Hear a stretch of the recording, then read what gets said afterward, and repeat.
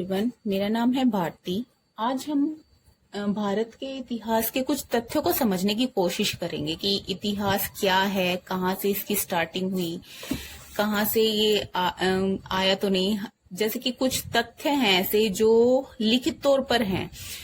हम सोचते हैं कि इतिहास वो है जिसमें हमें युद्ध के बारे में सोचना है कि हाँ भाई उस समय ये युद्ध हुआ था, या फिर हमें राजाओं के शासन के बारे में रट्टा लगाना है कि हाँ इस समय मुगल साम्राज्य था, उसके पहले दिल्ली सल्तनत थी।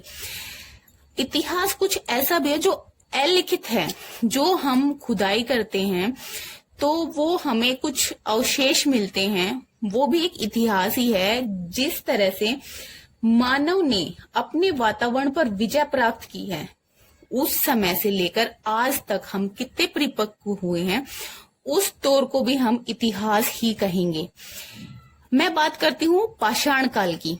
पाषाण काल अब क्या है? पाषाण काल अलिखित है और ये पाषाण यानी कि पत्थरों से का काल है। हम कह सकते हैं पत्थरों का काल। इतिहास को हम 3 भागों में बांटते हैं। अब जो कि 2 तथ्य उसके अलिखित हैं और एक जो 6ठी शताब्दी ईस्वी पूर्व से लिखित तौर पर हमें मिलने लग गया था।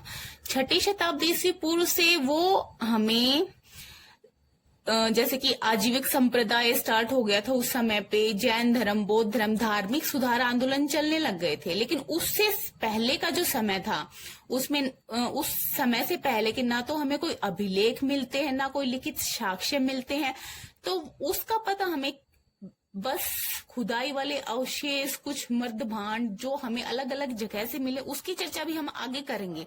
लेकिन आज मैं यही बेस क्लियर कराऊंगी कि हमारी जो स्टार्टिंग, जो मानव स्टार्टिंग से उसने जैसे हमने अपने वातावरण पर जैसे जैसे विजय प्राप्त की है, तो वो कहाँ से आई, कहाँ से हमें अग्नि का आविष्कार हुआ। तो इस प्रकार से आज मैं इतिहास को 3 भागों में बांटकर दिखाऊंगी कि कैसे हम, क्योंकि हम जैसे 8th-10th क्लास में पढ़ते हैं तो हम जैसे कि हम मर्ज कर जाते हैं कि पाषाण काल कौन सा था, पूर्व पाषाण काल कौन सा था और नव पाषाण काल कौन सा कांस्य युग है, कौन सा लौह युग है। तो आज मैं बस वही थोड़ा सा बेस बता रही हूँ कि हम ऐसे इसको अच्छे से बेस क्लियर बना सकते। जैसे इतिहास को मैंने 3 भागों में बांट दिया। मैंने तो नहीं है, हमारे जो इतिहास के, जो प्राग इतिहास के रचयिता है मिस्टर रॉबर्ट बुश, उनके अकॉर्डिंग मैं ये आपको तिथियां बता रही हूँ। तो जो प्राग ऐतिहासिक काल है उसको हम मानते हैं 6 लाख ईसा पूर्व से। ईसा पूर्व का तो आपको सबको पता होगा, अगर नहीं है तो मेरे वीडियो में कमेंट करके बताइए, नेक्स्ट क्लास में मैं आपको बताऊंगी। 6 लाख ईसा पूर्व से 1000 ईसा पूर्व को हम क्या मानते हैं कि ये प्राग इतिहास काल, यानी कि ये अलिखित तौर पर हमारे पास है। इसमें लोग शिकार के ऊपर ही जो पूर्ण रूप से रहते थे कि वो शिकार करके ही अपना भरण पोषण कर रहे हैं, शिकार करके ही जो अपना कुछ सिक्योर नहीं करते थे नेक्स्ट सीजन के लिए। फिर आता है हमारा उसके बाद आदि इतिहास काल। आदि इतिहास काल में हमारी जो जैसे इसका जैसे डाउन होता जाएगा तो वैसे वैसे कहीं दूसरे उससे लोग आने स्टार्ट हो जाएंगे और सिंधु सभ्यता को बसाएंगे। सिंधु सभ्यता के बाद हमारी आएगी वैदिक सभ्यता। ध्यान दीजिएगा, जब सिंधु सभ्यता हमारी स्टार्टिंग आई सिंधु सभ्यता की, वो समय था 3200 ईसा पूर्व से 2600 ईसा पूर्व का। लेकिन उसके बाद जैसे ये आई, उसके बाद इसका जो नगरीकरण हुआ कंप्लीट रूप से, जब ये परिपक्वता यानी कि जो इंसान की जवानी बोलते हैं, वैसे ही हमारी सभ्यताओं का होता है कि वो एक बार आती हैं, उनका नगरीकरण होता है और फिर उनका पतन भी होना वाजिब है। क्योंकि हमने जैसे बड़े बड़े साम्राज्य देखे हैं, जैसे गुप्त साम्राज्य था, सातवाहन, आगे देखेंगे मुगल साम्राज्य, तो सबको ही पता है उनका भी पतन हुआ है। तो वैसे ही हड़प्पा सभ्यता है जो हमारी 3200 ईसा पूर्व से स्टार्टिंग हुई और 2600 में इसकी जो स्टार्टिंग पीरियड है, जैसे जैसे उन्होंने अपना घर बनाया, फिर उनका नगरीकरण स्टार्टिंग हो गया। जो परिपक्वता में आई थी वो 2600 ईसा पूर्व से 1900 ईसा पूर्व बोलेंगे उसको। और जब वो पतन की ओर आई, ध्यान दीजिएगा, जो पतन की ओर आई थी उसमें ही कहीं ना कहीं वैदिक सभ्यता की स्टार्टिंग होनी शुरू हो गई थी। उसी समय हमारे वेद लिखे जाने स्टार्ट हो चुके थे। तो इधर हड़प्पा सभ्यता का पतन हो रहा था, उधर वैदिक सभ्यता का प्रारंभ हो रहा था। इसमें भी लोगों के अलग अलग, हमारे विद्वान हैं अलग अलग मतभेद रखते हैं। ज्यादातर हम ऋग्वैदिक काल को 1500 ईसा पूर्व से 1000 ईसा पूर्व तक का ही मानते हैं। और उसके बाद अब देखिए वैदिक काल का भी पतन होता है, उस पतन को हम मानते हैं 1000 ईसा पूर्व से 600 ईसा पूर्व तक का।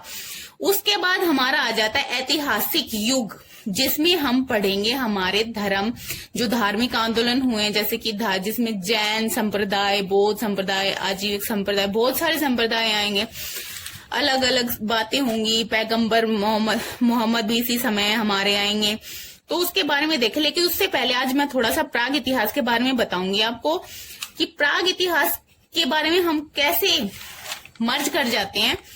तो जो पाषाण काल है ना, उसको 3 भागों में बांटते हैं सर टॉमसन ने उनको 3 भागों में बांट दिया है, पाषाण काल, कांस्य काल और लौह काल।